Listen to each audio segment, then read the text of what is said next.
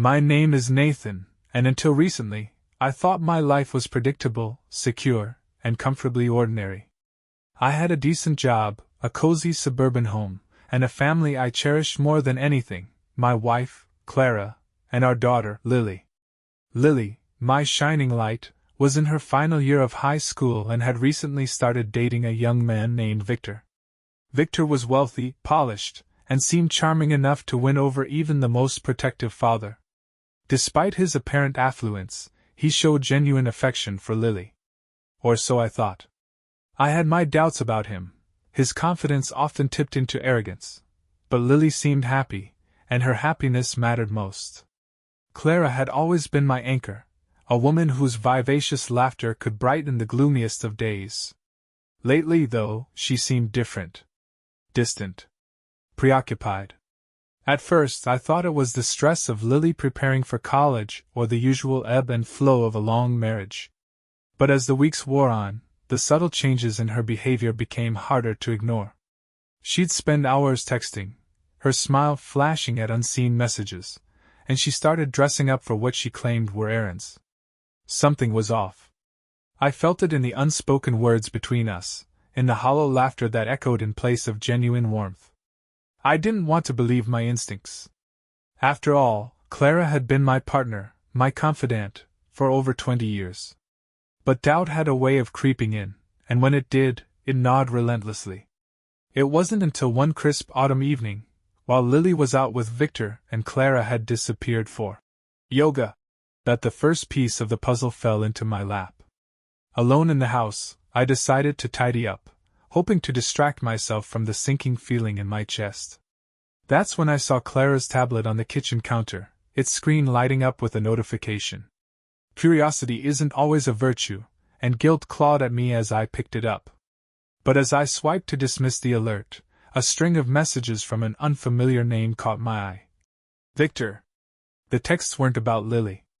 They were intimate, playful, and dripping with a familiarity that turned my stomach. My world began to crack at the edges, but I didn't have the full picture. Not yet. Still, the sight of those messages was enough to awaken a storm within me, one that would only grow stronger in the days to come. That night I didn't sleep. Instead, I sat by the window, staring into the darkness and wondering how the woman I had loved for 2 decades could betray me. The possibility loomed like a shadow, whispering sinister possibilities that I wasn't ready to face. The full truth would come later. But even then, a part of me knew that life as I had known it was about to change forever. The following day, I couldn't shake the unease from the previous night. Clara moved through the house with the same distant air, her laughter forced, her warmth hollow. I studied her as she sipped her morning coffee, her eyes glued to her phone. Every notification that made her screen light up sent a jolt through me. Was it Victor texting her? The thought made me clench my fists. How could she, how dare she, betray me like this, and with someone so intertwined in our lives? Someone Lily trusted? Clara glanced up, her brow furrowing. You okay? You seem tense.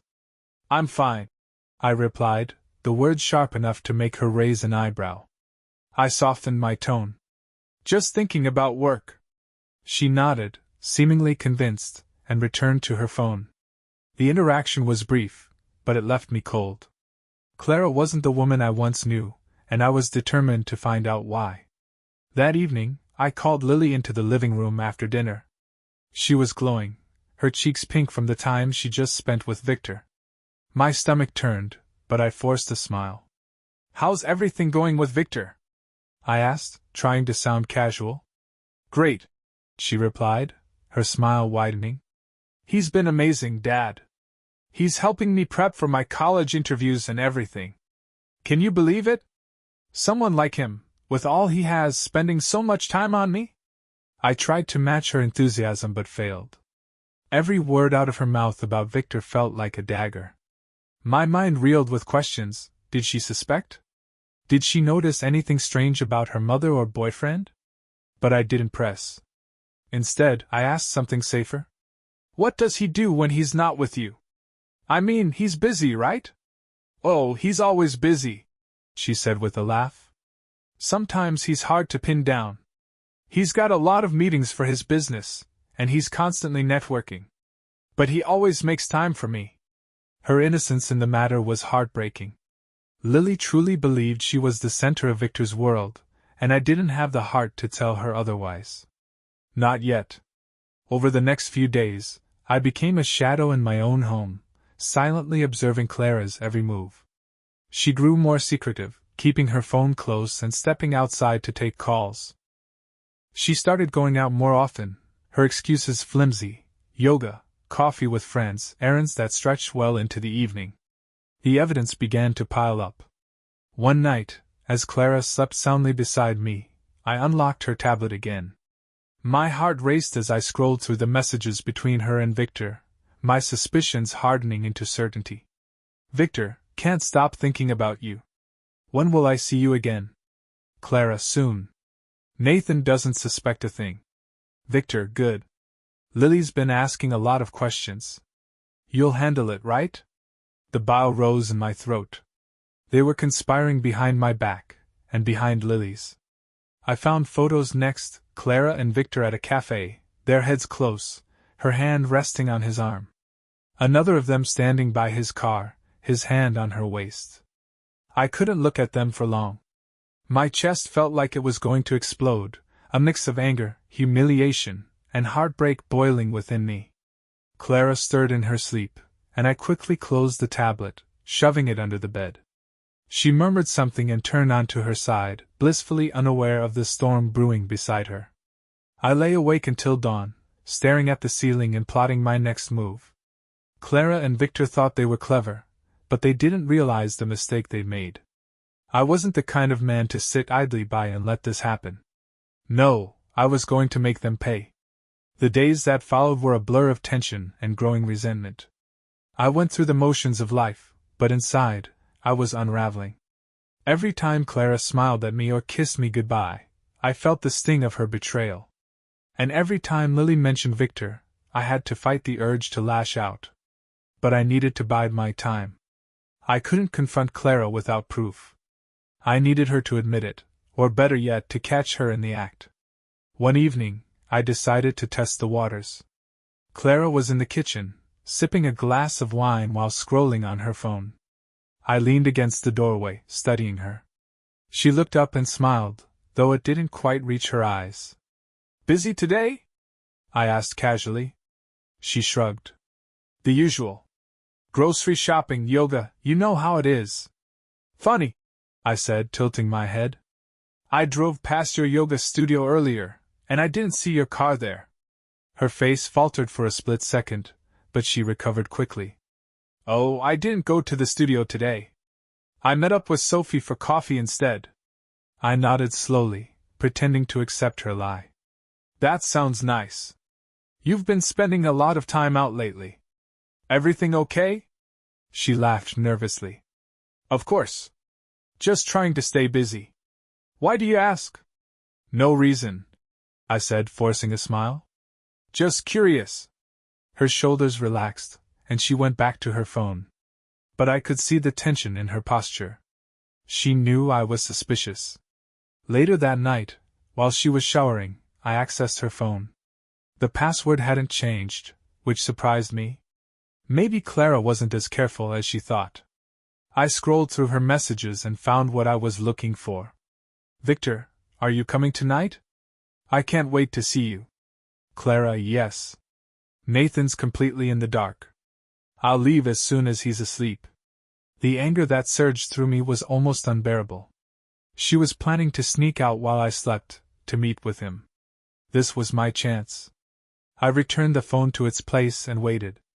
I pretended to go to bed early, feigning exhaustion. Clara joined me a couple of hours later, slipping under the covers without a word. I kept my breathing slow and steady, pretending to be asleep. It wasn't long before she got up, moving as quietly as she could. She grabbed her phone and purse, tiptoeing out of the room. I waited until I heard the front door close before getting up. I followed her, careful to keep my distance. She drove to an upscale hotel on the edge of town, parking in a secluded spot near the side entrance. My heart pounded as I watched her get out of the car, her silhouette illuminated by the soft glow of the parking lot lights. She glanced around, then hurried inside. A few minutes later, Victor arrived. He was wearing a designer suit, his confidence oozing from every step. He followed Clara into the hotel without hesitation. I sat in my car, the weight of their betrayal pressing down on me like a lead blanket. The pain was raw and overwhelming, but beneath it, a cold, calculated resolve began to take shape. They thought they were untouchable. They thought they could humiliate me, deceive me, and destroy my family. They had no idea what I was capable of. As I drove home, I began to formulate a plan. This wasn't just about confronting them or exposing their lies. I wanted them to feel the same pain they had inflicted on me. And I knew exactly how to make that happen. The next morning, I sat at the breakfast table with Clara and Lily, the smell of freshly brewed coffee wafting through the air. Clara hummed a soft tune as she made toast, her cheerful facade almost convincing. Almost. But I could see the tension in her shoulders, the stolen glances she cast my way, perhaps wondering if I suspected anything. I watched her closely, nodding at her small talk, but my mind was elsewhere. Last night's events replayed in my head on an endless loop, Clara slipping into that hotel, followed minutes later by Victor. The betrayal wasn't just a suspicion anymore, it was fact. And it was time to act. "Big plans today?" I asked, feigning casual interest. Clara turned, her smile a touch too bright. "Not really. Just some errands." "Why?" "No reason," I said, sipping my coffee. "Just wondering." Lily looked up from her phone, oblivious to the undercurrent of tension between us. "Victor's taking me shopping later. He said he has a surprise for me." The words hit me like a gut punch, but I kept my expression neutral. I nodded, forcing a smile. "That sounds nice. He's really going all out for you, huh?" She beamed, her excitement infectious despite my inner turmoil. "Yeah, he's amazing." Amazing. If only she knew. After breakfast, I kissed Lily on the head and grabbed my coat, telling Clara I had a meeting. It wasn't a lie, though the meeting wasn't for work, it was with my lawyer. Claire Reynolds was a sharp, no-nonsense attorney with a reputation for being relentless. I'd chosen her for precisely that reason. When I stepped into her office, she greeted me with a firm handshake and a look that said she meant business. "What can I do for you, Mr. Cartwright?" she asked, gesturing for me to take a seat. I laid it all out for her, the texts, the photos, the late-night meetings. I didn't hold back, recounting every painful detail with a mixture of anger and bitterness. Claire listened intently, her pen scratching across a legal pad. When I finished, she leaned back in her chair, her expression unreadable. "You have a solid case," she said finally. "The evidence of infidelity is strong. If you decide to file for divorce, this will work in your favor, especially when it comes to custody arrangements for your daughter." "Good," I said, my voice hard. "But I'm not ready to file just yet." Her eyebrows lifted slightly. "Oh?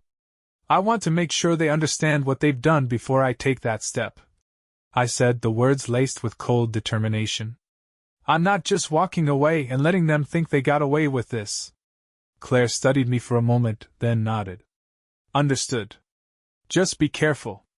Revenge can be a double-edged sword." "I'll keep that in mind," I said, though in my heart I knew I wouldn't. I wasn't interested in caution. I wanted retribution. That evening, I began putting my plan into motion. Clara was out again. "Yoga," she'd said, though I knew better.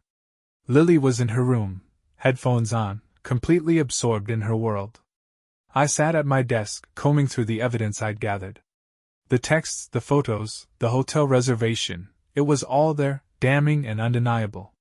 But I wasn't just collecting proof for a courtroom. I had something much more personal in mind. Victor was a man who thrived on his reputation, wealthy, polished, admired. But I knew his type, arrogant, entitled, and utterly terrified of public scandal. I planned to use that fear against him.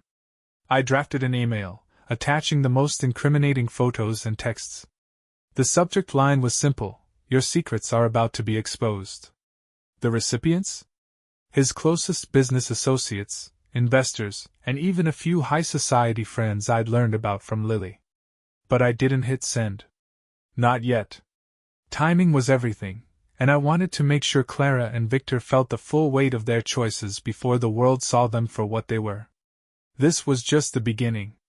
The days that followed were a masterclass in deception. I played the role of the unsuspecting husband, maintaining a facade of normalcy while meticulously setting the stage for Clara and Victor's downfall. Each smile I offered, each casual conversation, was a calculated move in the game I was orchestrating. One evening, as Clara prepared to leave for another of her so-called yoga sessions, I approached her with a gentle smile. "Hey, before you go, I was thinking we should have a family dinner this weekend. Just the three of us. It's been a while." She hesitated, a flicker of guilt crossing her features before she masked it with a nod. "That sounds nice. Let's do it." "Great," I replied, leaning in to kiss her cheek. "I'll make the reservations." As she left, I felt a pang of sadness. Despite everything, a part of me still loved the woman I had married. But love couldn't overshadow the betrayal, and it certainly couldn't deter me from the path I had chosen. The following day, I finalized the details of my plan. I had already gathered enough evidence to expose their affair, but I needed a setting that would leave no room for denial, a moment that would force them to confront the consequences of their actions. Saturday arrived, and I informed Clara and Lily that I had made reservations at a new restaurant in town.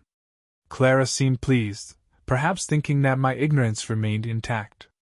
Lily was excited, eager to spend time as a family. As we arrived at the restaurant, I guided them to a private dining room I had reserved. The table was elegantly set, the ambience perfect. Clara looked around, a hint of suspicion in her eyes. "This is nice," she said slowly. I smiled, gesturing for them to sit. "I wanted tonight to be special." Once we were seated, I took a deep breath, steadying myself. "There's something I need to share with both of you." Clara's eyes widened slightly, but she remained silent. Lily looked between us, confusion etched on her face. "I've been doing some thinking," I began, choosing my words carefully. "About family, trust, and honesty." Clara shifted uncomfortably, her facade beginning to crack. "Nathan, what is this about?" I reached into my pocket, pulling out a stack of photographs, the ones capturing Clara and Victor's clandestine meetings. I placed them on the table, sliding them towards her. Lily leaned forward, her eyes scanning the images. "Mom? What is this?" Clara's face drained of color, her hands trembling as she picked up the photos. I can explain," she stammered. "Please do," I said calmly, though inside my heart was pounding. Tears welled up in Lily's eyes as she looked at her mother. "You've been seeing Victor? Behind our backs?" Clara opened her mouth to speak, but no words came out. The weight of her betrayal hung heavy in the air. I turned to Lily, my voice softening. "I'm sorry you had to find out this way. But you deserve to know the truth." Lily stood abruptly, her chair scraping against the floor. "I need to get out of here," she choked out, rushing towards the door. "Lily, wait!" Clara called after her, but she was already gone. Silence enveloped the room as Clara and I sat across from each other. She finally met my gaze, tears streaming down her cheeks. "Nathan, I never meant for this to happen." I nodded slowly, the anger I had harbored giving way to a profound sadness. "I know. But it did. And now we have to deal with the consequences." She buried her face in her hands, sobbing quietly. I watched her, feeling a strange mix of pity and detachment. The woman before me was a stranger, a mere shadow of the person I had once loved. As I left the restaurant that night, I knew that nothing would ever be the same. The truth had been laid bare, and the foundations of our family had been irrevocably shattered. But amidst the wreckage, there was a sense of liberation. The facade had crumbled, and with it, the weight of deception that had been suffocating us all. The path ahead was uncertain, fraught with pain and difficult choices. But for the first time in a long while, I felt a glimmer of hope, a chance to rebuild, to find healing, and perhaps, in time, to forgive. The drive home was silent. Lily refused to speak, her face turned toward the car window, tears slipping down her cheeks. Clara sat stiffly in the passenger seat, her hands trembling in her lap. I focused on the road, my grip on the steering wheel tight, my mind racing with everything that had just unfolded. When we reached the house, Lily stormed upstairs without a word, slamming her bedroom door. Clara hesitated in the hallway, her eyes red and puffy, before turning to me. "Nathan," she began, her voice hoarse. "Please, we need to talk." I stared at her for a long moment, the words I wanted to say caught in my throat. Finally, I nodded. "Not here. In the study." She followed me silently, her footsteps soft and hesitant.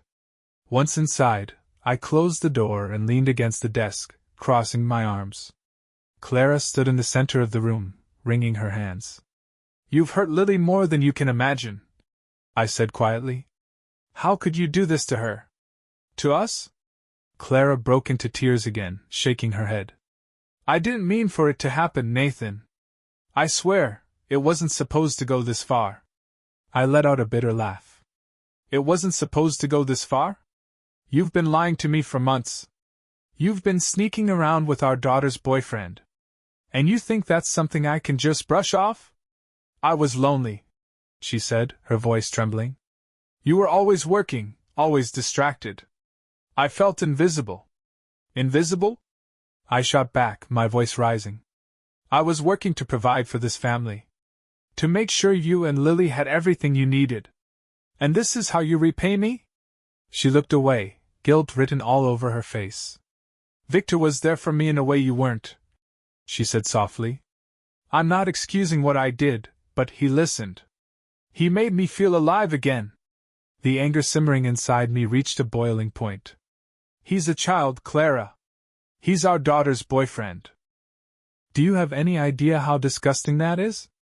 Her face crumpled, and she sank into a chair, sobbing uncontrollably. But I couldn't bring myself to comfort her. The woman I had once loved was gone, replaced by someone I no longer recognized.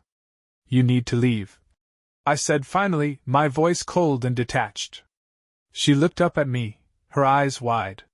"What?" "You need to leave this house," I repeated. "I'll talk to my lawyer tomorrow to figure out the legalities, but you're not staying here. Lily needs space, and so do I." "Nathan, please," she begged, rising from the chair. "We can fix this. We can go to counseling, start over." "No," I said firmly, cutting her off. "There's no fixing this. You destroyed our family, Clara. There's no coming back from that." She collapsed back into the chair, her sobs echoing through the room. I watched her for a moment, the weight of her betrayal heavy in the air. Then I turned and walked out, leaving her to face the wreckage she had created. That night, I knocked on Lily's bedroom door. "It's me," I said softly. "Can I come in?" There was a long pause before I heard her muffled voice. "Yeah." I opened the door and stepped inside. She was sitting on the edge of her bed, her face blotchy from crying. Her eyes met mine, filled with hurt and confusion. "Dad," she whispered, her voice breaking. "Why would she do this?" I sat beside her, pulling her into a hug. "I don't know, sweetheart," I said honestly. "Sometimes people make terrible choices. It doesn't make it right, and it doesn't mean it's your fault." Her tears soaked into my shirt as she clung to me. "I trusted him," she said, her voice barely audible. "I thought he loved me." "He doesn't deserve your trust," I said, my jaw tightening. "And he's going to face the consequences for what he's done. Both of them will." Lily pulled back, wiping her eyes. "What are you going to do?" I hesitated, weighing my words carefully. "I don't have all the answers yet, but I promise you this, I'll protect you, no matter what. You're my priority, Lily. Always." She nodded, her expression resolute despite the pain. "I want her to leave," she said. "I can't even look at her right now." "She's leaving," I assured her. You don't have to worry about that. For the first time that day, Lily managed a faint smile. It was small, but it gave me hope, a glimmer of light in the darkness. That night, as I sat alone in the living room, I stared at the flash drive containing all the evidence I had gathered. The next steps would be hard, but they were necessary. Clara and Victor had torn my family apart, and it was time for them to face the consequences. This wasn't over. Not by a long shot. The morning after our confrontation was eerily quiet. Clara hadn't left the guest room, and Lily barely came out of hers. The house, usually filled with the sound of life, now felt hollow. I knew I couldn't let this limbo continue. It was time to take the next step. I had already made arrangements with my lawyer, Claire, to begin the formal separation process. Clara would be served with divorce papers by the end of the week, and I'd requested temporary custody of Lily until we could finalize arrangements. Claire was confident we had a strong case, given the nature of Clara's actions. But Victor was still out there. He'd gone silent since our disastrous dinner, likely retreating to the safety of his wealth and connections. I wasn't going to let him escape unscathed. That afternoon, I sat in my office, the flash drive containing the evidence resting on the desk before me. I drafted an email similar to the one I'd prepared earlier, attaching the incriminating photos and text messages. This time, however, I included Clara's part in the affair, ensuring there was no ambiguity about what had transpired. The recipients? Victor's family, his business associates, and a few prominent members of the community. I wanted the people who propped him up to see the truth about the man they trusted. Subject line: The Real Victor. Message: attached are details of Victor's recent actions, including an affair with a married woman, my wife, and the betrayal of his girlfriend, my daughter. I thought you should know who he truly is. I hesitated for only a moment before clicking send. A surge of adrenaline coursed through me as I watched the email disappear into the ether. It was done. Now, all I had to do was wait. That evening, Clara finally emerged from the guest room. She looked disheveled, her eyes swollen from crying. She found me in the kitchen, staring out the window at the backyard where Lily had once played as a child. "I'll leave tomorrow," Clara said quietly, her voice hoarse. "I found a place to stay." I turned to face her, my expression unreadable. "Good. It's better for everyone." She nodded, tears slipping down her cheeks. "I know you hate me, Nathan. And I deserve it. But I want you to know how sorry I am." I didn't respond. There was nothing left to say. Apologies wouldn't undo the damage she had caused. She lingered for a moment before retreating back to the guest room, leaving me alone with my thoughts. The fallout from the email began the next day. Victor's name was suddenly a topic of heated discussion online and in our local circles. His business partners started pulling out of deals, and rumors swirled about personal scandals tarnishing his reputation. His polished image as a charming entrepreneur was crumbling before my eyes. I had also included a copy of the email in an anonymous tip to a local journalist known for exposing high-profile scandals. By the evening, an article had gone live, detailing Victor's affair with Clara and the resulting family implosion. Names were changed, but anyone familiar with our town could piece it together. Victor tried to fight back, releasing a carefully worded statement claiming the allegations were exaggerated and taken out of context. But the damage was already done. His clients were wary, his social connections frayed, and his perfect facade was shattered. The next blow came when I reached out to Lily's school. Victor had donated to their athletic program and enjoyed a position of influence among the board. I forwarded the evidence to the school's administration, ensuring they were aware of his actions. Within days, his donations were declined, and his name was quietly removed from their donor list. When Lily found out what I had done, she was shocked but relieved. "He deserves it," she said firmly. "After everything he's done to us, he deserves all of it." She was right. Victor had played his part in destroying our family, and now he was paying the price. As for Clara, she moved out quietly, leaving behind a house full of memories and broken trust. She tried to reach out to Lily, sending messages and leaving voicemails, but Lily ignored her. She wasn't ready to forgive, and I didn't blame her. With Clara gone and Victor exposed, the house began to feel like our own again. It was still a place of pain, but it was also a place where Lily and I could begin to heal. The road ahead was uncertain, but one thing was clear: the people who had betrayed us were no longer part of our lives. And for the first time in weeks, I felt like we could finally move forward. Clara's departure from the house marked the end of an era.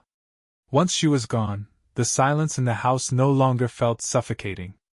It was a different kind of quiet, one filled with the possibility of healing rather than the weight of betrayal. But for Clara, the consequences of her choices were just beginning.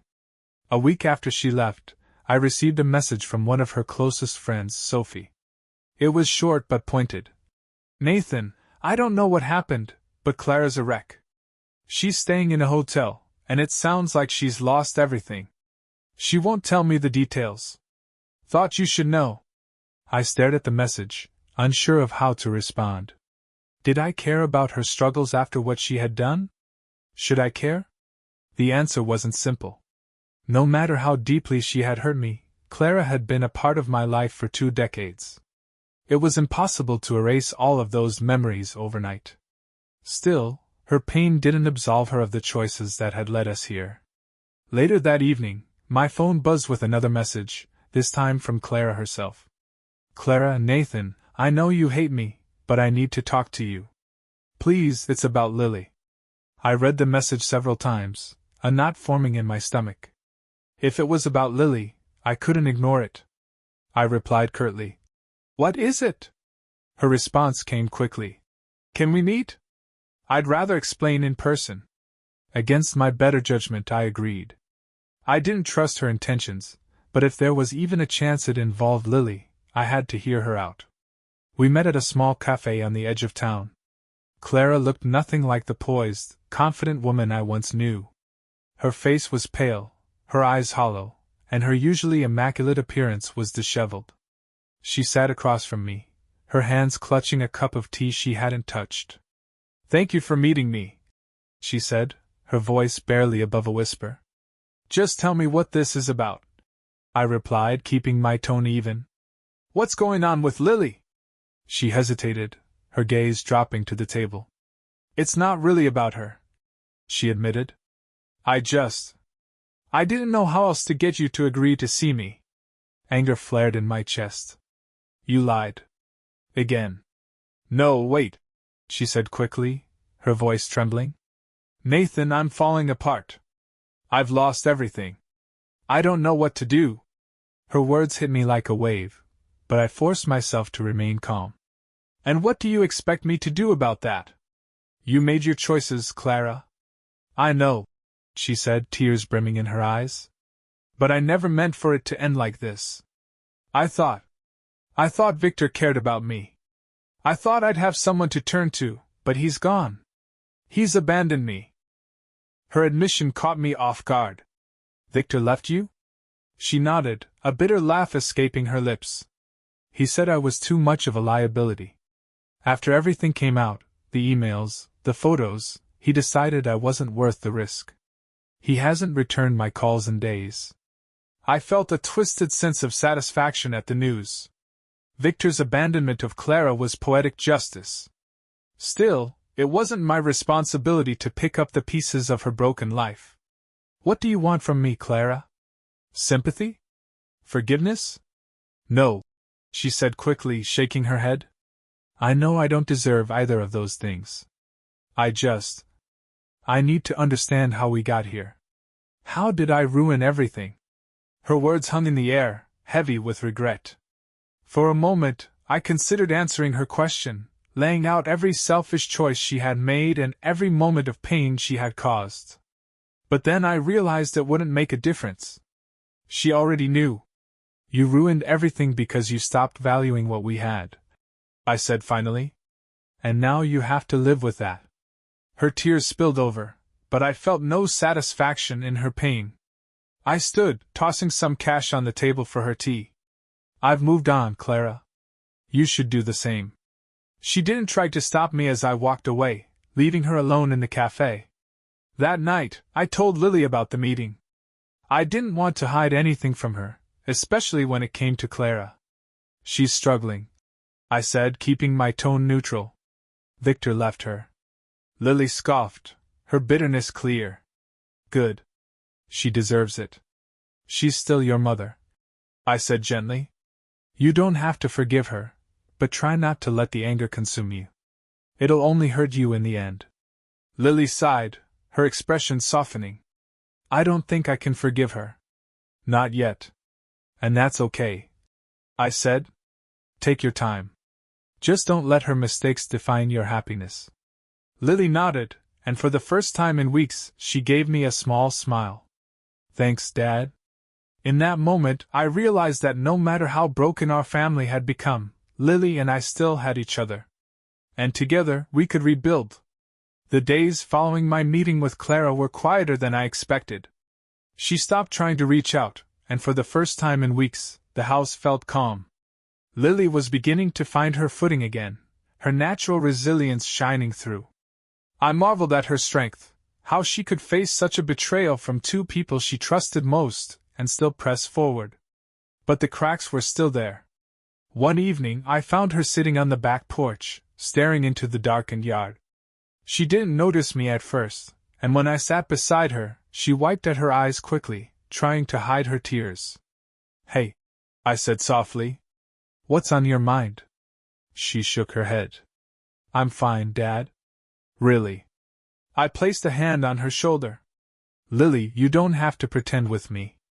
I know this hasn't been easy. She hesitated, then let out a shaky breath.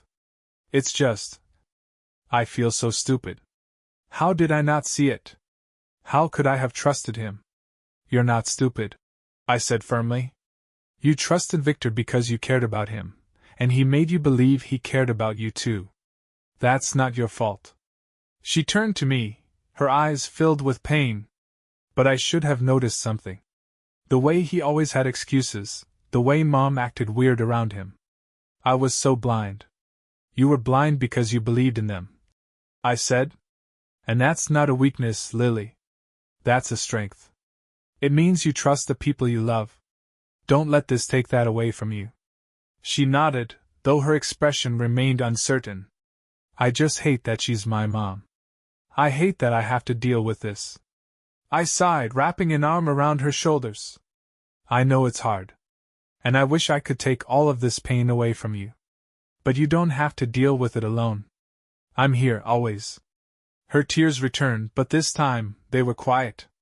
She leaned into me, letting me hold her as the weight of her emotions poured out. In that moment, I felt a surge of determination. I couldn't erase what Clara and Victor had done, but I could protect Lily from any further harm. The next morning, Lily surprised me by announcing she wanted to return to her usual activities. I need to move on, Dad, she said over breakfast. I can't let them win by staying stuck in this. Her resolve inspired me. I encouraged her to rejoin her art club and attend her friends' gatherings. Slowly but surely, I saw the spark return to her eyes. She even started talking about her plans for college again, a topic she had avoided since the fallout. One evening, as she worked on an art project in the living room, she turned to me with a thoughtful expression. Do you think Mom regrets what she did? I paused, unsure how to answer. I think she regrets the consequences, I said carefully. But I don't know if she understands the full extent of what she's done. Lily nodded, her face unreadable. I hope she does someday. Because I'm not sure I can forgive her if she doesn't. Forgiveness wasn't something I could force, and I didn't want to push her toward it. But I also knew that holding on to anger forever could be just as damaging. Take your time, I said. Forgiveness is for you, not for her. You don't have to decide right now. She smiled faintly. Thanks, Dad. For everything. Her words filled me with a sense of purpose. Despite everything that had happened, Lily and I were finding our way forward. And that was enough.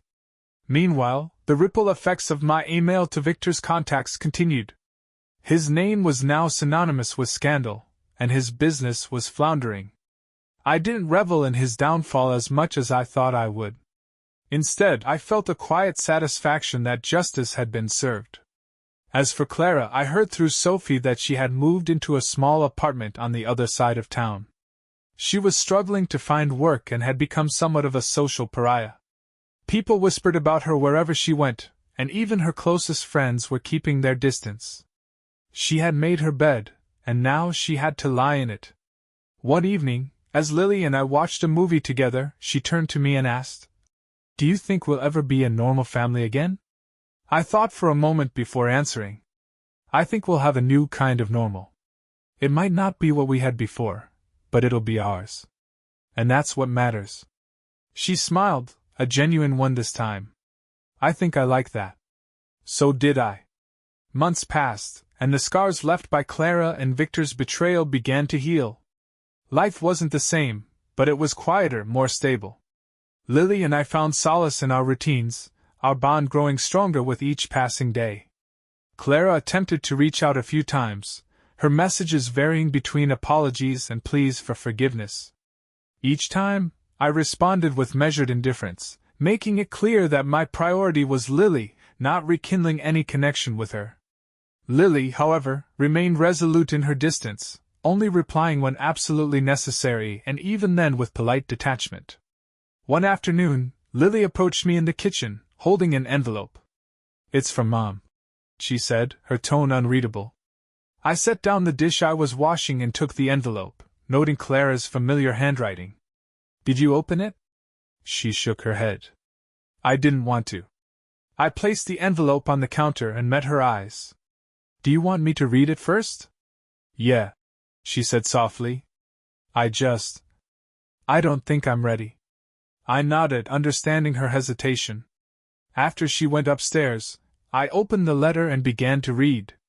It was a long, heartfelt apology, filled with reflections on her mistakes and acknowledgments of the pain she had caused.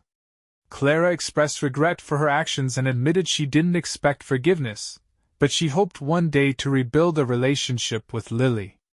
When I finished reading, I folded the letter carefully and placed it back in the envelope. I decided not to push Lily to read it. It was her choice to make when she was ready. Weeks later, Lily surprised me by bringing up the letter. "What did Mom say?" she asked as we walked through the park on a sunny afternoon. "She apologized," I said simply. "She admitted she hurt us and said she hopes to rebuild things with you someday." Lily kicked at a pebble, her gaze fixed on the path ahead. "Do you think she means it?" "I think she does," I said honestly. "But that doesn't erase what she did. Forgiveness is up to you, Lily. You don't owe her anything." She nodded thoughtfully, then changed the subject. I could see the letter weighed on her, but I didn't push. Healing would take time. Meanwhile, Victor's downfall continued. He sold off parts of his business to cover mounting debts, and his reputation in the community was beyond repair. I heard whispers that he had moved out of town, fleeing the mess he had created. I didn't care to know where he went. His absence was enough. Clara, on the other hand, stayed in the city, carving out a modest life for herself. She eventually found a job and kept her distance, respecting Lily's boundaries. Occasionally, Sophie would update me on her progress, but I rarely asked. I didn't need to know the details of her life anymore. One evening, Lily came into the living room holding a framed photo. It was a family picture taken years ago, the three of us smiling on a beach vacation. "Do you think we'll ever take another picture like this?" she asked, her voice tinged with sadness. I studied the photo, my heart aching for the innocence we had lost. "No," I said gently. "But we'll make new memories, ones that are just as special." She nodded, her expression softening. "I'd like that." From that moment I knew we were moving forward, not just surviving but beginning to thrive. Lily threw herself into her art, winning a scholarship to a prestigious college. I focused on my work and started attending a local support group for divorced parents, finding a community of people who understood my struggles. In time, the wounds Clara and Victor had inflicted became scars, visible reminders of the pain, but no longer raw. Lily and I had built a new life, one defined by resilience and love. As I watched her pack for college one crisp autumn morning, I felt a swell of pride. She was stronger than I had ever imagined, and in her strength, I found my own. Our story wasn't perfect, but it was ours. And as Lily waved goodbye from the car window, heading toward her bright future, I knew we had made it to the other side. A new beginning awaited us both. If you want more stories like this, don't forget to like, comment, and subscribe.